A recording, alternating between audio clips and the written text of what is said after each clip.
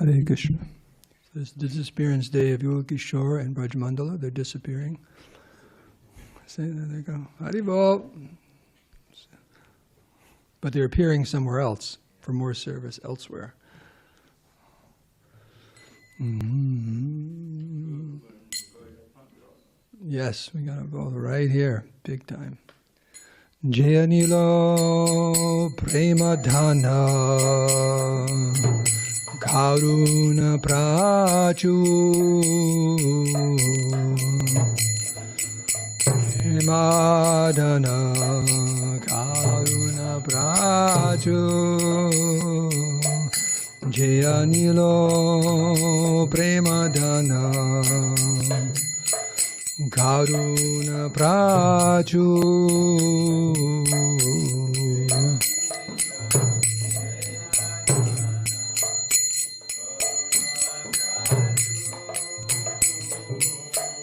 Eno Prabhu Kota Gela Acharya Thakur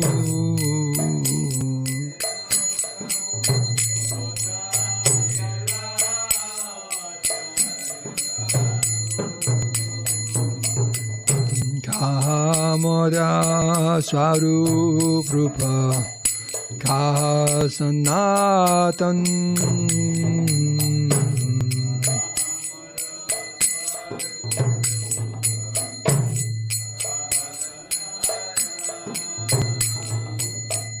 Kadasa Raghunata Potita Bhava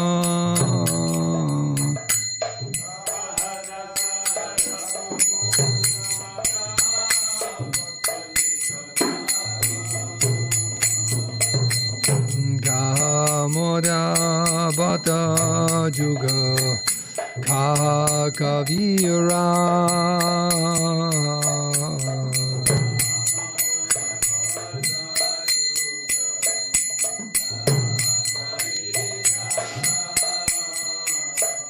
Eka Kali Kota Gela Gora Natara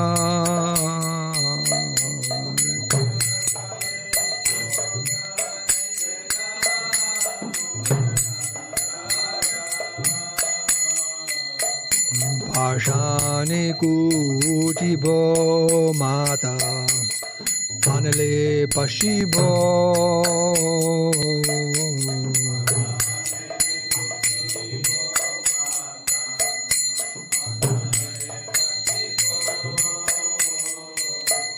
Goranga Gunira Nidhi Kota Gile Pabu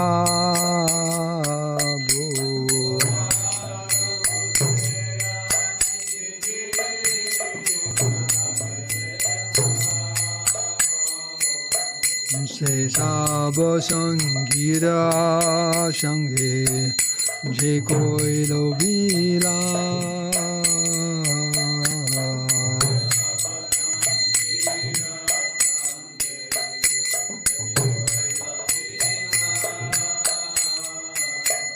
Se Sangana Paya Kande Narutamoda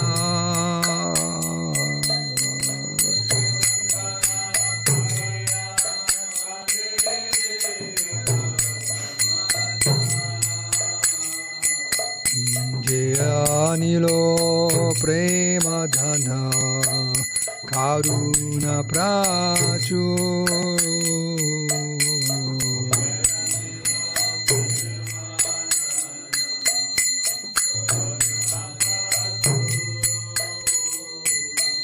Eno Prabhu Kota Gela Acharya Thakur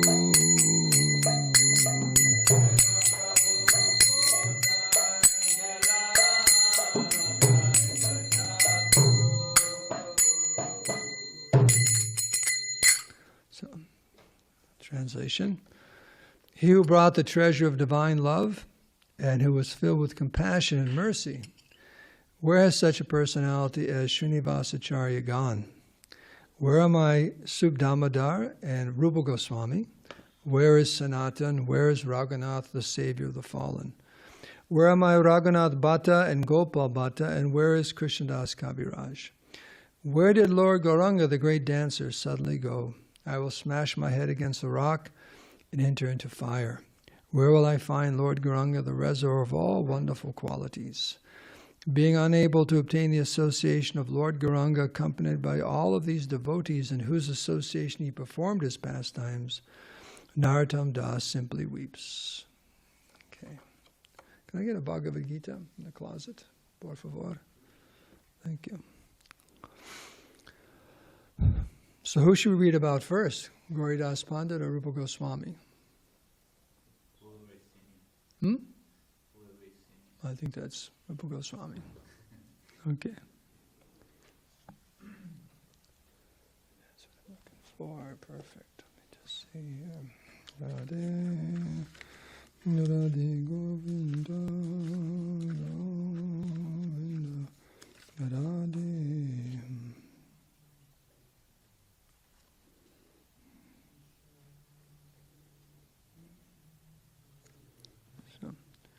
Om Namo Bhagavate Vasudevaya.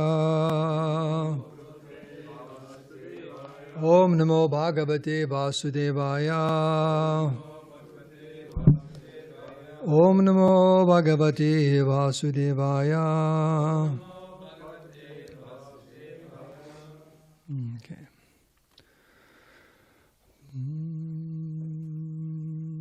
Om Agyantimirandasya Gyananjana Salakaya Chakshulunminidam Dena Taismai Sri Gurave Namaha Shri Chaitanya Manobhistam Stapitam Dena Bhutale Swayam Rupa Kadamayam Dadati Svabadandikam Sri Krishna Chaitanya Prabhu Nityananda Sri Advaita Gadadhar Shiva Sri Gaur Bhakti Vrinda Hare Krishna, Krishna Krishna, Hare Hare, Hare Ram, Ram Ram, Hare Hare.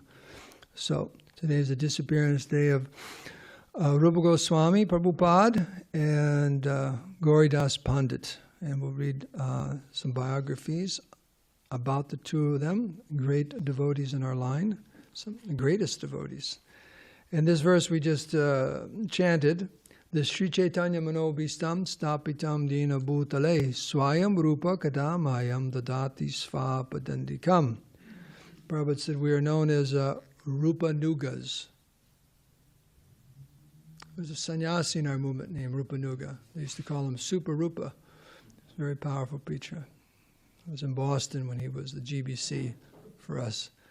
But very powerful, very nice, wonderful devotee. He's still there. He's in Alachua. He lives in Alachua, but very powerful preacher. Rupa Nuga. Followers of, Nuga means followers of. So, it says, when will Srila Rupa Goswami Prabhupada, who has established within this material world the mission to fulfill the desire of Lord Chaitanya, give me shelter under his lotus feet?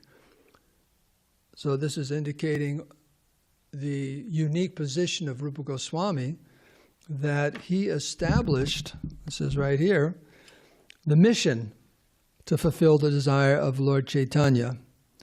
Chaitanya Mahaprabhu appeared, and his most intimate followers,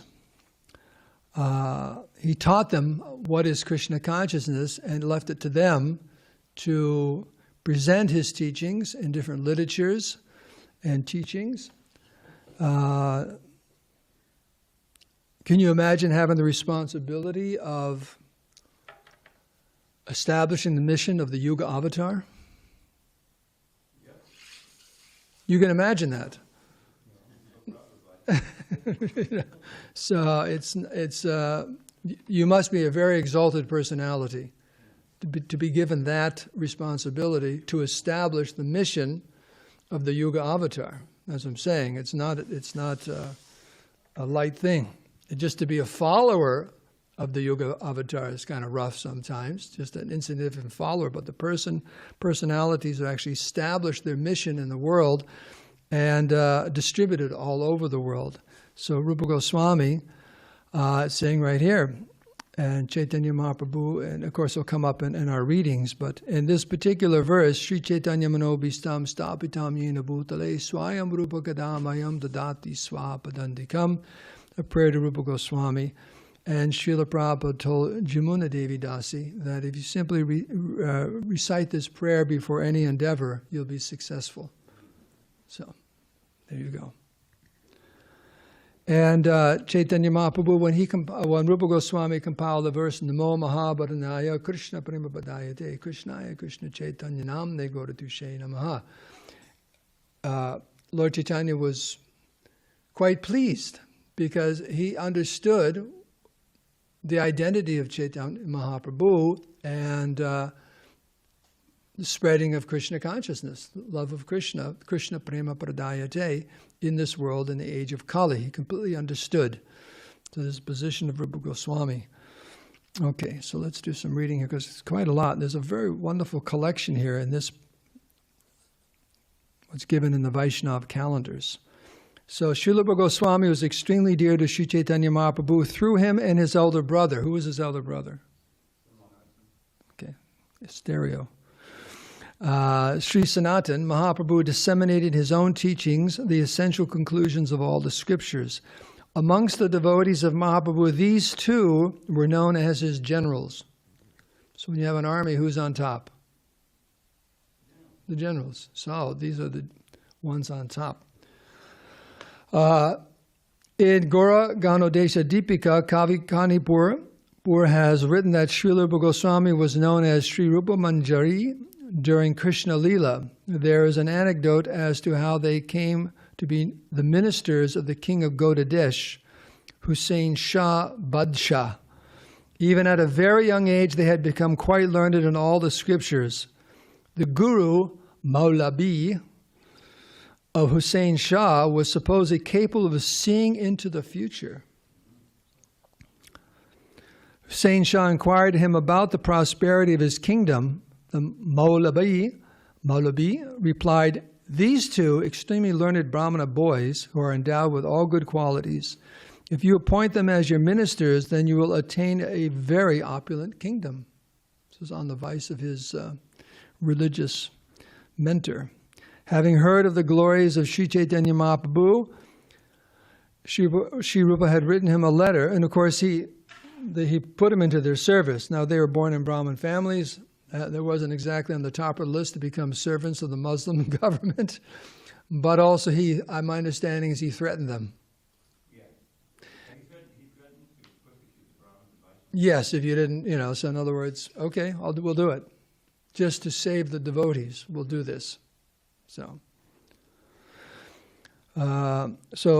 during this time, Rupa Goswami had written a letter to Lord Chaitanya for his darshan. In his reply, Mahaprabhu explained to him, as a woman who is attached to another man makes a show of being devoted to her husband, so you should, while being internally attached to the lotus feet of Sri Krishna, externally make a show of being engaged in your worldly duties. Krishna will bestow his mercy on you very soon. While residing at Ramakeli, Sri Rupa and Sri Sanatan were visited by many Brahmins and Pandits from Navadvip, Karnataka, and various other parts of India. They were always careful to receive these guests and serve them in a befitting manner. They lived in very opulent surroundings at Ramakeli. Their court, which rivaled that of Lord Indra, is that poetic or did it actually? No, it was very opulent.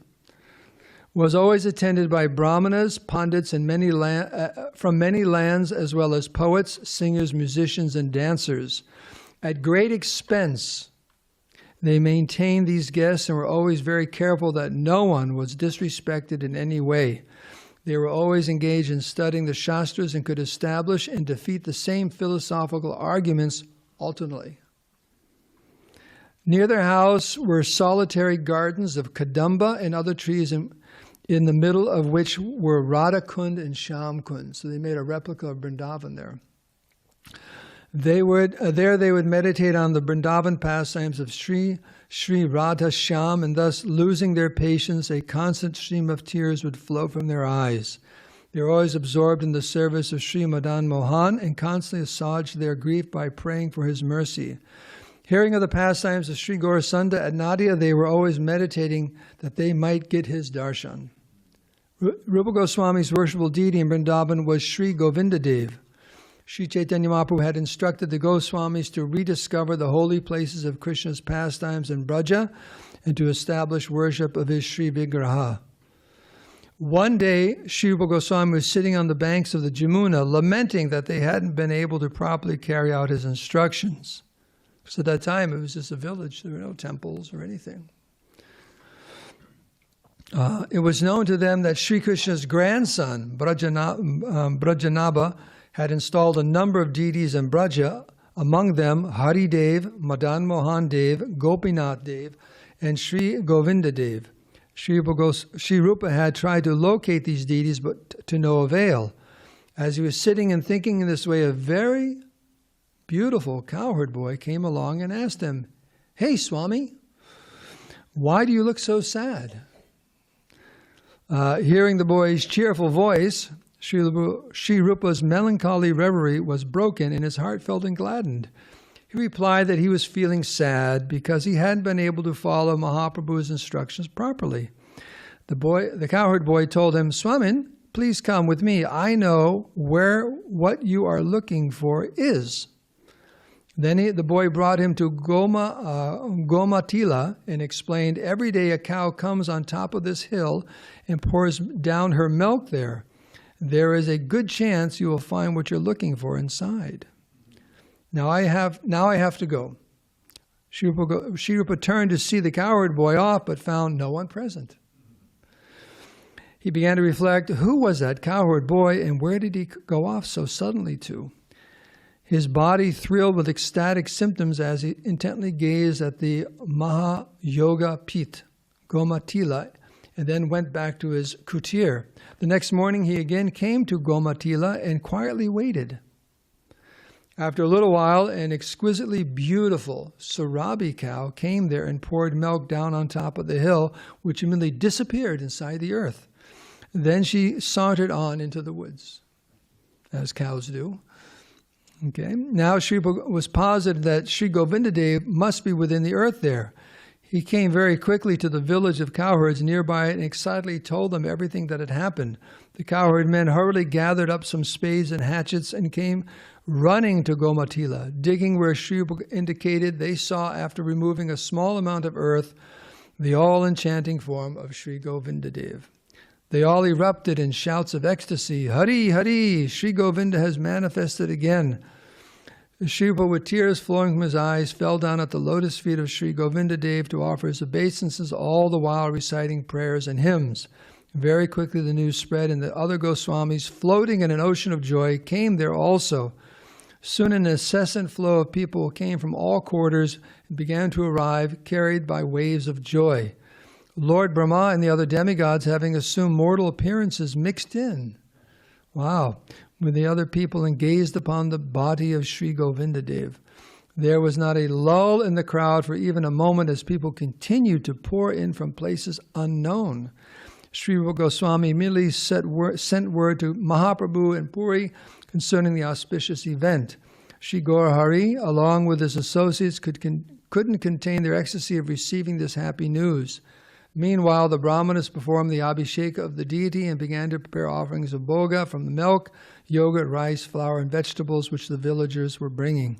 Mahaprabhu sent Kashishvar Pandit from Puri to assist in the worshipping of the deity. Sri Govinda Dev is presently being worshipped in Jaipur, Rajasthan, which is easily reached by bus from Vrindavan. Is it easy to reach it by bus now? Yeah, overnight. Yeah. When this was written probably a long time ago, it wasn't so easy. Okay.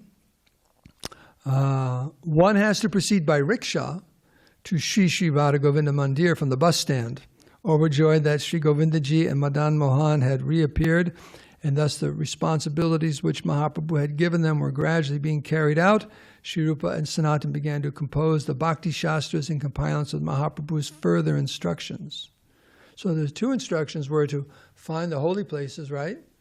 The different holy places connected with Krishna, to establish the different temples, to write the literatures. Were there other instructions given to them?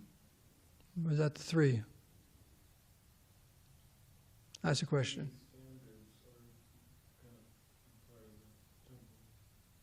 The actual, worship of the deity, proper standards and so on. Okay. So here goes the books. After completing Vidagdha Madhava, Lalita Madhava, and various other books, Sri Rupa Goswami began to work on Bhakti Rasamrita Sindhu. One day, Sri Vallabhacharya of the Vishnu Swami Sampradaya came to visit Rupa Goswami. After offering him a seat, the two of them began to discuss Krishna Katha. In the house of their conversation, maybe it says in the course of their conversation, Sri Rupa Goswami presented the opening verse of Bhakti Rasamrita Sindhu to Vallabhacharya to read. After studying this verse for some time, Vallabha commented that there were a few mistakes. I think we all know where the mistake was made. Right there. At this time, Sri Jiva, who had arrived from Bengal a few days before, was fanning his uncle, Sri Rupa. He was extremely learned in all the Shastras and was unsatisfied with Vallabha's remark. When Vallabhacharya went to the Jamuna to take his bath, Sri Jiva also came there on the pretext of fetching some water. He inquired from the Acharya as to what actually were the mistakes in that verse. Vallabhacharya, after discussing some points with him, was amazed at the boy's scholarship. In other words, he corrected him. That's a nice way of saying he corrected him. After a few days, Vallabha again came to Sri Rupa. After inquiring about the boy's scholar, he greatly praised his learning. After Vallabha had gone to his residence, Sri Rupa called Jiva and spoke to him. Those whom we respect as our guru and to whom we offer our obeisances, you are ready to debate with on an equal level? So he's asking this question. This is not at all polite. What he spoke was for my benefit, but you couldn't tolerate that. You should return home, and when you can control your mind, then you can come back to Vrindavan. Has anyone ever been to Vrindavan with an uncontrolled mind? Hearing the decision of his uncle Sri Jiva left that place and decided to proceed eastwards. When he came to an old dilapidated temple at Nandaghat, he sat down and began to cry. Soon the villagers began to worry. Such a handsome young man, but he sits there crying for so long without taking food. After a while, Sri Sanatan Goswami came by, and the villagers informed Sanatan of the boy's presence at the old temple. Sanatan went there and saw his nephew, who looked very pale from not eating. Sanatan picked him up from the ground and affectionately asked him what was the matter. Sri Jiva explained that everything that had happened. Sanatan Goswami pacified him, and taking his nephew with him, went to see his brother. At first, Sanatan spoke with Sri Rupa alone. When Sri Rupa happened to mention Jiva, Sanatan explained everything. Sri Rupa immediately called Jiva. Seeing his forlorn and pale appearance, he gradually nursed him back to health and a happy state of mind. Then he entrusted him with proofreading and various literatures which he had composed. I guess proofreading the various literatures which he had composed. Just as he was very strict with his young nephew, he also was very affectionate and loving. Their relationship was an ideal example of how the Guru and Shishya behaved together. When Sri Rupa had finished writing Lalita Madhava and he gave it to Raghunath Das Goswami to read, Lalita Madhava is a description of Krishna's pastimes after he left Vrindavan, and is thus full with the sentiments and the mood of separation. By reading this book, Raghunath Das Goswami began to cry day and night, and became completely absorbed in love and separation to the point of being ready to leave his body. Now that's a book. Hare Krishna. Does anyone have a copy of that? Do you have a copy of that upstairs? Do you find yourself crying day and night when you read it? Okay. He became as though deranged in mind from sadness, and he completely lost all patience. Now, he had one book, and he just gave it to him to read, okay? It's not like he had like 3,000 printed on Amazon or something. So he gave him this book to read on his palm leaves. So when Sri Rupa Goswami requested Das Goswami to return the manuscript so that he could correct it, Raghunath Das held on to it very tightly, refusing to part with it. After considering what to do, Sri Rupa composed Danakeli Kumodi, Kaumudi, he managed to exchange this manuscript with Lita Madhava. By reading Dhanakeli Kaumudi, full of narrations of Krishna's Vrindavan pastimes, Raghunath Das now became totally absorbed in the ecstasy of happiness. On another occasion, the Goswamis were having a discussion about the ecstatic feelings of separation of Radha Krishna and their associates. Some of the Vaishnavas were fainting on the ground. While Sri Rupa Goswami began to breathe very heavily, his heart felt as though it was burning. At one point, as he sighed, his breath happened to fall on the body of one devotee present there. Shortly thereafter, a boil developed on that devotee's body, where Sri Rupa Goswami's breath had touched it. After the reappearance of Sri Govinda Madan Mohan in the Yoga Pit, Sri Rupa began to contemplate where Vrinda Devi might be. One night she came to him in a dream and said, "I am on the banks of the Brahmakund. You can have my darshan there." The next morning, after finishing his bath and puja, he came to Brahmakund and began to look everywhere. Suddenly he saw heavenly damsels whose bodily effulgence defeated the luster of gold. All the directions were illuminated by this glow, and the atmosphere created by her presence was very sweet and cooling. Sri Rupa Goswami offered his dandavats in various prayers and hymns. In this way, Brinda Devi reappeared in Brajabhumi. Sri Gaura Sundar established the glories of Sri Brajadam through his two generals, Rupa Goswami and Sanatan Goswamis. Within their hearts, he awakened through oral transmission the knowledge that was in his own heart. This is the quote here. Sri Rupa Goswami has established in this world the mission to fulfill the desire of Lord Chaitanya. When will he give me shelter at his lotus feet?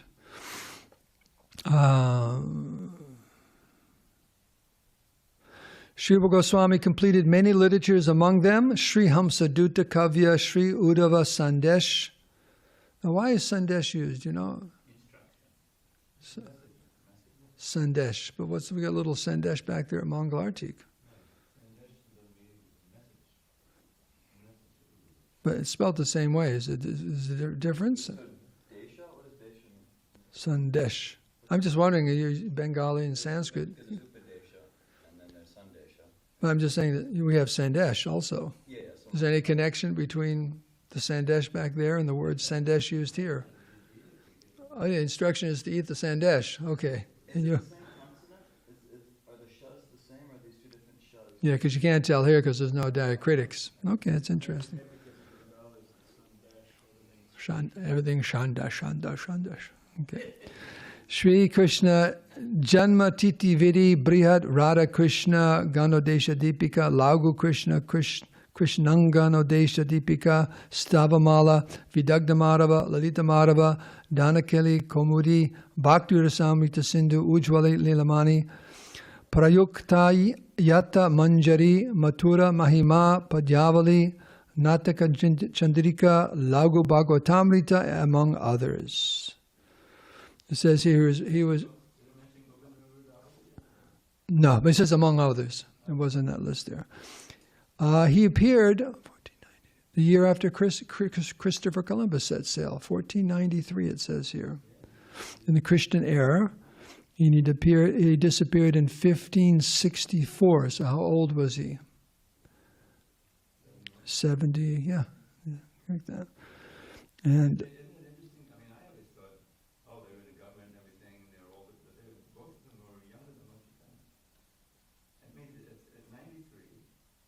right. So what you're telling me, visited them, he was 24, he just take his dad, right? Yes.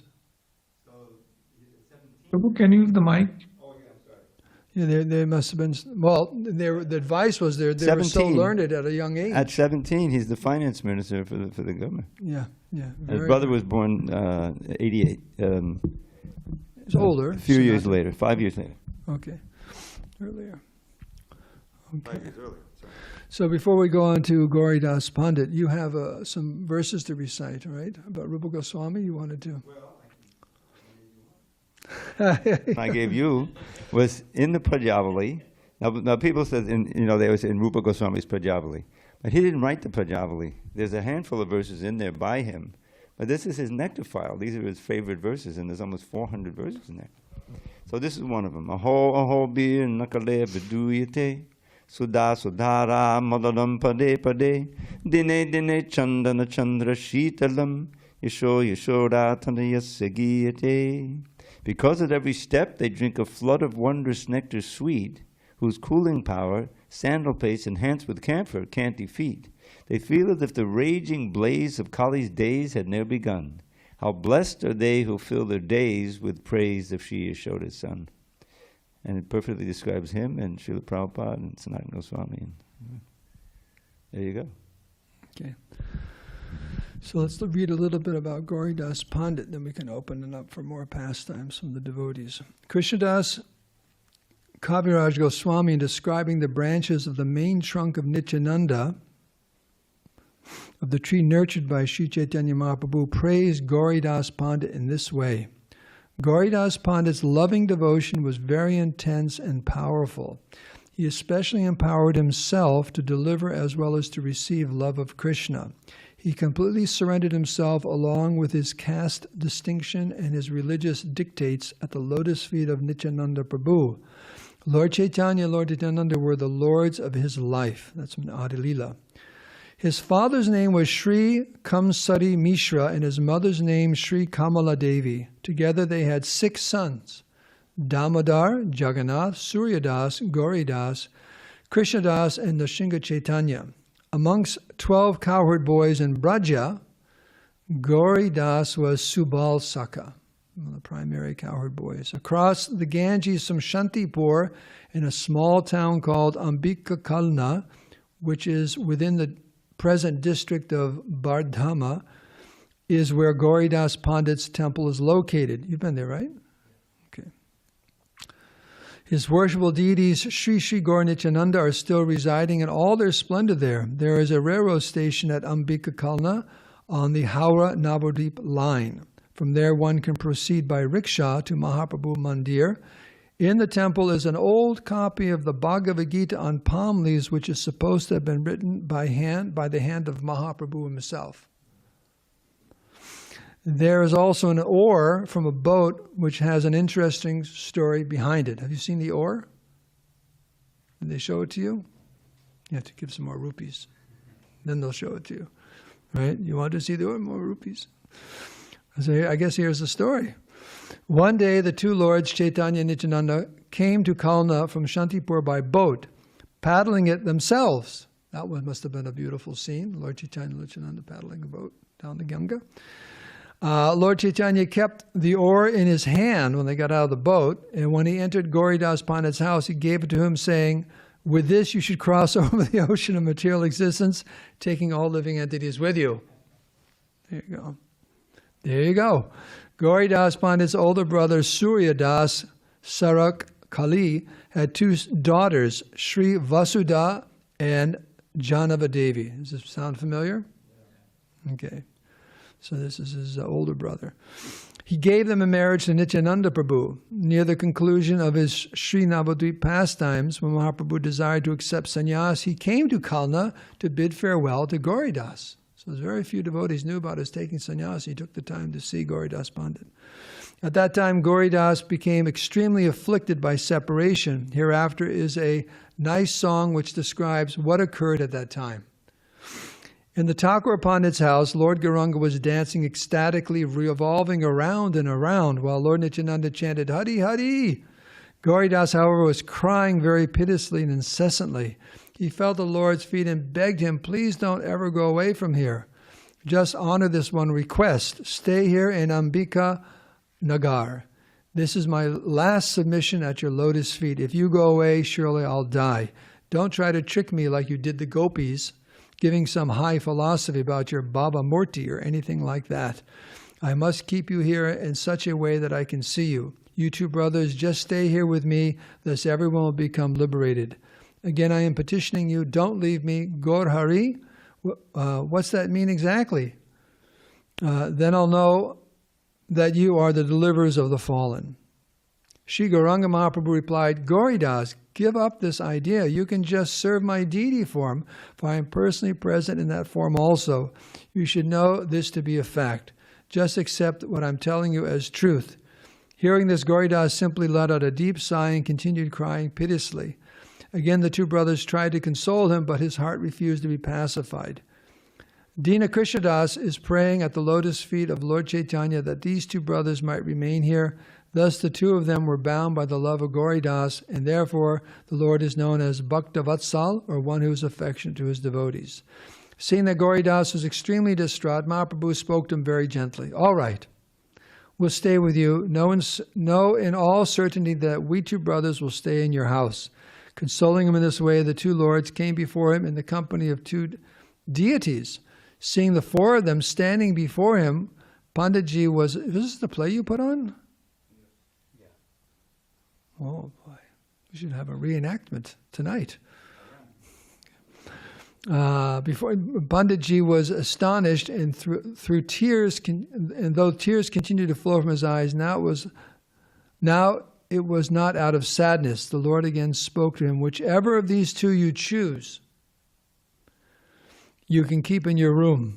Whichever two you can recognize as us will stay with you and depend on you to feed us. Know this to be true. The truth of truth was in your heart. Having heard Mahaprabhu speak these words, Gauri Das immediately began to cook. He fed all four of them sumptuously and then offered them nice clothes and garlanded them with garlands of lotus flowers. He then offered the pan and betel nuts for chewing and smeared sandalwood paste on their bodies. By serving them in various ways, he gradually gained his former composure and at the same time decided which two he would keep in his house. Due to the Pandit's pure love, the two lords remained with him and asked him to feed them when they were hungry, while the other two went to Nilachila, Puri. Gauridas Pandit served the two lords according to their whims and enjoyed many pastimes with them. Let's see, because of the time. There's the pastimes of the deities. Let's see if it goes on to something else.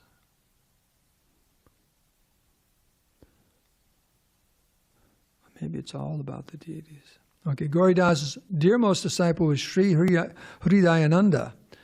One time, on the occasion of Lord Gaurasundar's birth anniversary, Gauridas went to visit some. Oh, this is also part of the play, right? He left, and his disciple made all these arrangements for the festival. That was you? Okay. And then he was in trouble, but then he wasn't in trouble. Okay. Let's see here. It seems they're really just elaborating on these things.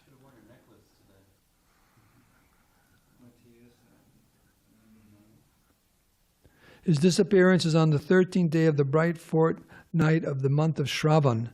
In Vrindavan, on the banks of the Jamuna, there is a place called Dir Samir. Gauridas Pandit's samadhi is located here, as his worshipful deity is Sri Sri Sham Rai. So Gauridas Pandit ki jai.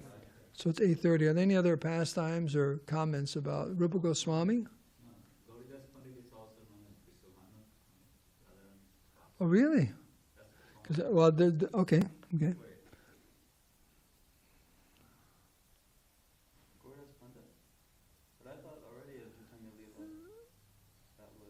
Subha. No, that's her group. No. Yeah,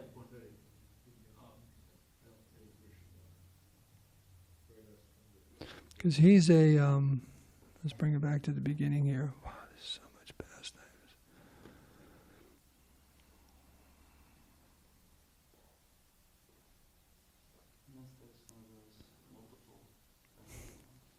Well, it says here, among the 12 cowherd boys in Braja, Gauridas was Subal.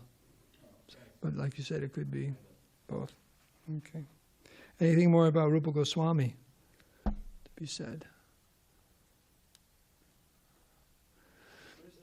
Now, I have a question.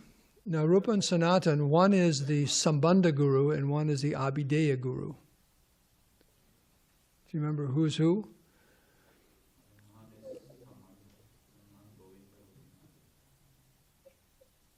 So that would mean that Sanatana Goswami is the Abhideya, and then Rupa Goswami is, Sambandha, right? Because that's Madan Mohan.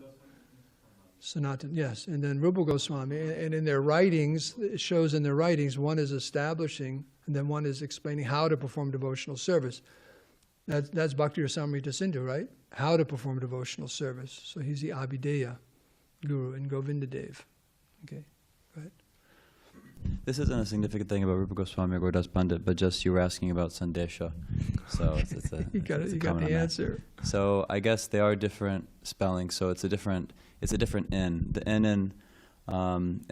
in Sandesh, like the sweet is, in case maybe Dvijamani, could you check on Dvidapabu? Because he may be curious about this too. Maybe not. Dvidapabu, we realized the answer was Sandesha and Sandesha. So Sandesh, like the sweet, it's not a proper N. It's that Anusvara letter, like in Sanskrit and Sankirtan and so on. So some say Samdesh, so it's at that M or N with a dot over it. So it's that letter, which is sometimes written as an N or as an M with a dot. So that's what that is. Whereas in Sandesh, this Sandesh, it's a proper N like in Ananda, those N's. And so that Sandesh seems to always mean message or instruction. The thing I'm curious about is that there's Upadesha, which also means instruction or guidance. There's Upadesha, and then here there's Sandesha. Both can mean instruction. One can be guidance, one can be message. But Desha never seems to be used like that. It's always used to use region or land or something. So that's what I'm curious about, how both of them pretty much can be used almost interchangeably, Sandesha and Upadesha, but Desha doesn't seem to have a relation to them. Okay. If anyone knows something about You're Desha. putting out a message for our Sanskrit scholars? Yeah. Okay. So if you go, give me some Sandesh, someone may start giving you instructions because you didn't say it right? Or can you give me some Sandesh, and someone will hand you a piece of Sandesh because you said Sandesh, Samdesh. I can't do that kind of nasally thing. I Okay. can't do it. So we can end here? Good. So everyone's going to break fast now? They're Ekadasi fast. Okay, all glories to Srila Prabhupada, all glories to Srila Rupa Goswami Prabhupada, Gauri Das Pandit.